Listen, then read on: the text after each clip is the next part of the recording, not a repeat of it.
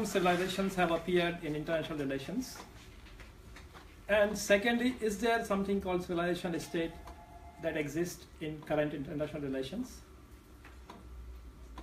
We are trying to locate the major exchanges that has happened between independent states of Republic of India and People's Republic of China. And then trying to work out that what we are always reading in different analysis, even expert opinions, and that says India's history should not be as its future with China. So we'll have a look at it, why I'm saying that the history is as future is not as bad for Sino-Indian relations. The history will look very bad for Sino-Indian relations if our history starts from 1947 and comes to current time. Because beyond that, the history was quite encouraging, so as to say. And based on that, let's see how far we can talk about different aspects. How much time do I have, sir? Half an hour, 40 minutes. That will be enough. Yeah. Thank you. When I started, and as a student, and as Professor Mohanty said, when you are doing your doctoral, you have a leverage or a leeway to talk about things which you are not even tested, or you can be a bit audacious.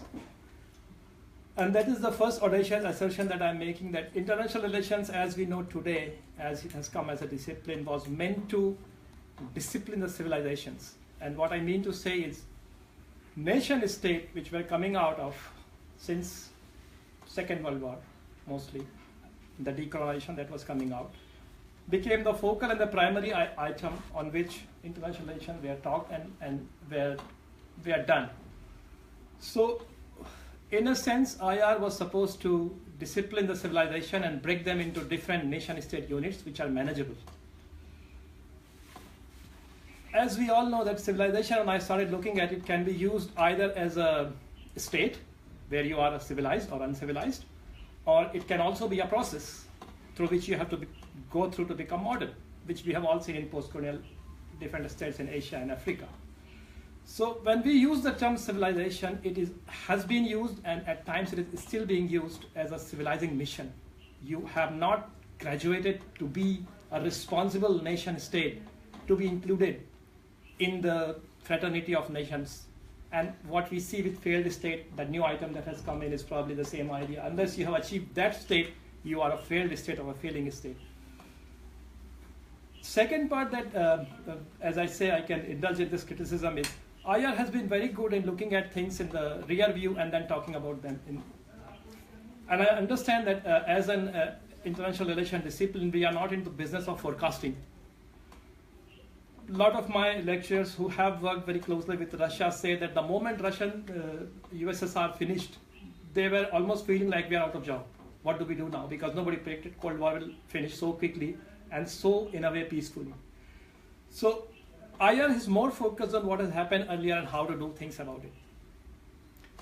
And the new thing that has come in is international relations has been obsessed with financial management. And why I say this is because the sudden spurt of China studies all over the globe underlines this fact that unless you become a financial power, people don't care for you. So we will have a lot of seminars all over the world about China, but not about probably, let's say, any other state, which is not so rich and so powerful.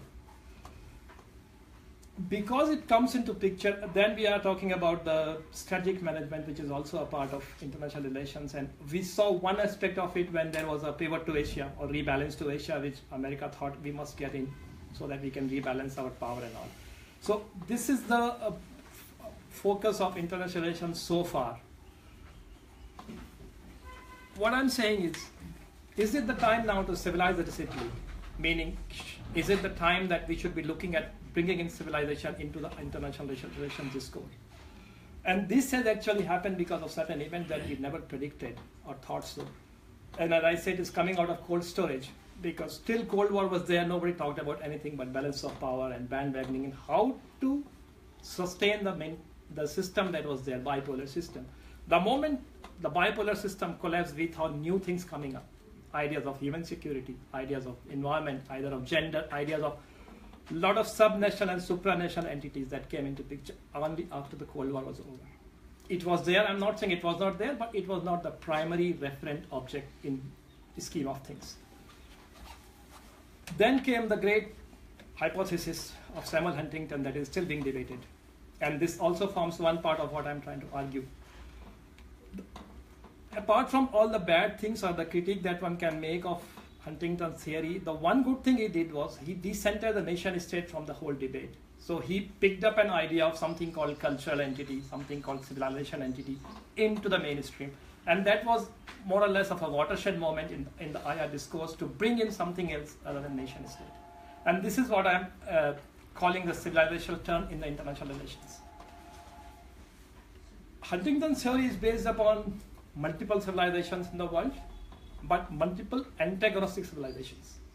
And that is where I'm saying that the non-Western civilization like India and China are waiting for their turn to come into the mainstream of IR, because these civilizations have not been antagonistic in their history. So the first slide when I said why history as future is not so bad for India and China is because if we look at the history before they were nation states, there is a different history. There was competition, and I'm also saying that cooperation and conflict could have been there as well. But the moment we frame them just as pure nation states, we are looking at very small history of their interaction, and we are looking at very limited scope of interaction that we used to have. Following from that, as we all know that this is something that I have to put because it's essential information that we always put when we talk of these two Asian powers. How long they have existed is on a rough estimate, we are saying 2,000 years. That is what generally is available on the documentation that we have seen. In this 2,000 year civilization, I'm saying that there were three different, and these are very rough demarcation that I'm applying, stages of bilateral exchanges. The first that was supposed to be very robust was in the 1st century to 7th century. That is when we had the cultural exchanges, religious exchanges, the material exchanges, agricultural products, and so on and so forth. And there is a very strong documentation available for that. The second part that comes in is probably not so robust, but that existed after 7th century onwards till, let's say, advent of British Empire into India. And there was intermittent, very heavy interactions, or sometimes very few interactions. But that was the second stage. Third stage is when we had colonial power over India and colonial power over China. And that is when I think we had the Opium Wars. And in the entire UP election, which is the hottest topic at this point in time, I have read only one report which says election analysis of Ghazipur, which mentioned the opium factory and connection to China. So at one time that used to be such a big thing. And when I was looking at different times how China had looked at India, it turns out that the Opium War and its aftermath was supposed to be the lowest point between these two, because that is when I think in a way India lost its respect as an independent civilization, as an independent entity. And more than that, China started looking at India as an agent of the colonial power. And that has really affected us. And why I'm saying this is, there is a very famous professor, Dr. Lily Ling from New School. Yes. She had come to a seminar in Australia, and she said, this is one point that I want Indian scholars to explore more, because there is a lot more resentment still. The generations have gone past, but they still feel that Opium War has not been addressed. We can always claim that we didn't have the power, we were not independent, we were being ruled by the colony, but in some way China still feels that you were an active participant of that. Not that we had any control over it. And that is one part I think, if we really want to take out some misgivings, there are a lot more which has happened, is one part in the history that we should be looking at more closely and trying to find out why and how it impacts Chinese perception of India. When you are looking at civilization and China, the most important thing that you come across is Lucian Pai's statement, which became, it's a civilization pretending to be a state. And that has come from because Lucian Pai is a sinologist who had a lot of faith in China reforming itself, or whatever it means, reforming as in Western thinking. But I think after Tiananmen Square, he got a bit angry and lost patience, and that's when he said it's a civilization pretending to be a state.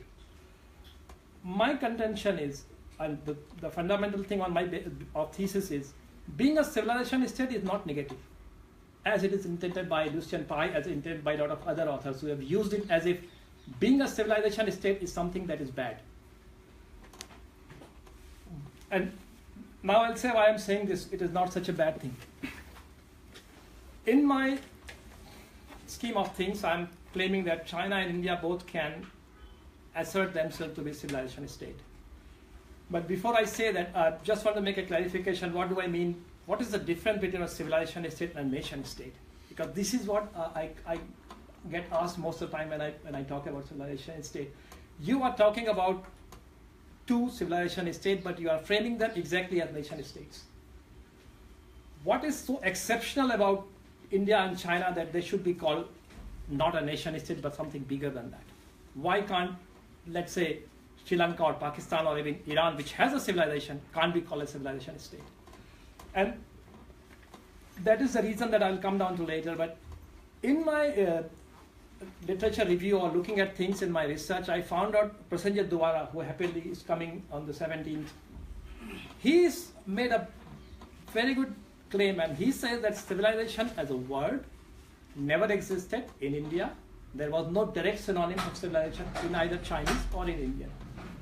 So they both have come from the Western discourse.